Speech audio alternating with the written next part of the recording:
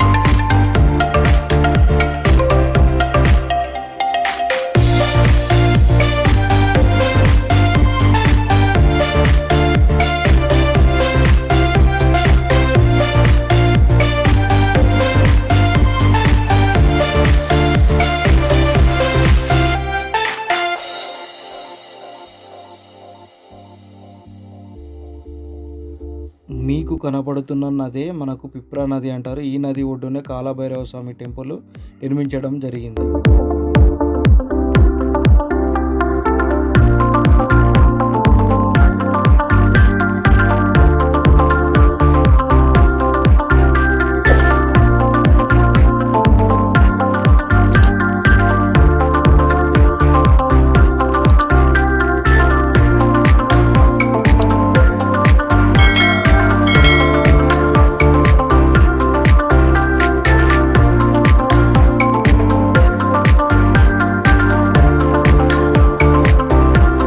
మీకు కనపడుతున్నది కాలభైరవ స్వామి టెంపుల్ యొక్క ప్రధాన ద్వారము. దీని ముందట మనం ఆటో పార్కింగ్ చేసి ఇక్కడ నుంచి బయలుదేరడం జరుగుతుంది.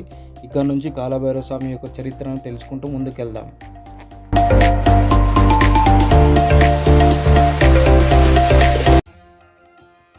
కాలభైరవ ఆలయం భారతదేశంలోని మధ్యప్రదేశ్లోని ఉజ్జయిని నగరంలో ఉన్న ఒక హిందూ దేవాలయం. ఇది నగర సంరక్షణ దేవతగా అయిన కాలభైరవుని అంకితం చేయబడినది. పిప్రా నది ఒడ్డున ఉన్న ఇది నగరంలో అత్యంత చురుకైన దేవాలయాల్లో ఒకటి. ప్రతిరోజు వందలాది మంది భక్తులు సందర్శిస్తారు. దేవతలకు సమర్పించే నైవేద్యంలో ఇక్కడ ముఖ్యంగా మద్యాన్ని సమర్పించడం జరుగుతుంది. ప్రస్తుత ఆలయ నిర్మాణము పాత ఆలయ అవశేషాలపై నిర్మించబడింది. అసలు ఆలయాన్ని భద్రసేన అనే అస్పష్టమైన రాజు నిర్మించాడని నమ్ముతారు. దీని గురించి స్కంద పురాణంలో అవంతి ఖండంలో ప్రస్తావించబడినది. ఈ ఆలయం వచ్చేసి 9-13వ శతాబ్దంలో నిర్మించడం జరిగింది. ఈ ఆలయ గోడలు ఒకప్పుడు మాల్వ చిత్రాలతో అలంకరించబడ్డాయి. అయితే ఈ చిత్రాల జాడలు మాత్రమే ఇప్పుడు కనిపిస్తున్నాయి.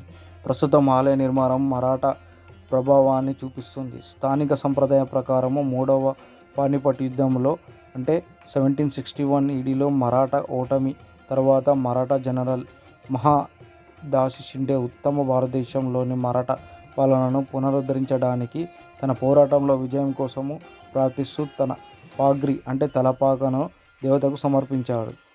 మరాఠా శక్తిని విజయవంతంగా పునర్జీవింపజేసిన తర్వాత అతను ఆలయ పునరుద్ధరణకు చేపట్టాడు. ఈ ఆలయం కాలభైరవకు అంకితం చేయబడింది. దేవత యొక్క చిత్రము కుంకుమ లేదా సింధూరంలో పొరాలుగా ఉన్న రాతి రూపంలో ఉన్న ముఖము, దేవత యొక్క వెండి తల మరాఠా శైలి పాంగ్రితో అంటే తలపాకము అలంకరించబడి ఉంటుంది. ఇది మహారాజా దాసి షిండే కాలం నాటి సంప్రదాయం. అష్టభైరవ అనగా 8 భైరవులు అనే అర్థము. ఆరాధన శైవ సంప్రదాయంలో ఒక భాగము మరియు కాలభైరవుడిని వారి ప్రధానుడిగా భావిస్తారు. కాలభైరవుని ఆరాధన సంప్రదాయంగా కపాలి మరియు అఘోర వర్గాలలో ప్రాచుర్యము పొందింది మరియు ఉజ్జయినికి ఈ వర్గాలు ప్రాముఖ్యత కేంద్రంగా ఉంది. కాలభైరవుడు ఉజ్జయినికి సంరక్ష దేవత. అతని పట్టణానికి సేనాధిపతిగా పరిగణిస్తారు. ఇక్కడ ప్రతిరోజు వందలాది మంది భక్తులు దేవతకు మద్యం సమర్పిస్తారు. అలాగే భక్తులు మద్యం సీసాలను పూజారికి అప్పగిస్తారు. అతను మద్యంను సాసర్లు పోస్తారు. తర్వాత అతను ప్రార్థనలు చేసి సాసను దేవత పెదవుల దగ్గరకు తీసుకువెళ్తాడు. వాటిని చీలిక ఉంటుంది కాబట్టి అతను ప్లేట్ను కొద్దిగా వంచుతాడు మరియు మద్యము మాయమవడం ప్రారంభమవుతుంది. బాటిల్లో దాదాపు 1/3 భక్తుడికి ప్రసాదంగా తిరిగి ఇవ్వడం జరుగుతుంది. ఆలయ పూజారులు అలాగే అనేక మంది భక్తులు ఆ చీలికలో ఎటువంటి అపోహం లేదని మరియు భక్తులు నమ్ముతున్నారు. అలా మేము కాలభైరవ స్వామిని దర్శనం చేసుకొని అక్కడి నుంచి మేము బయలుదేరడం జరిగింది.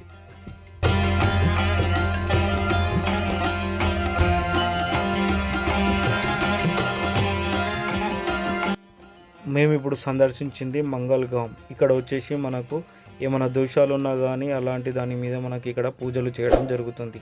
ఆ దోషాలన్నీ నివారించడం జరుగుతుంది.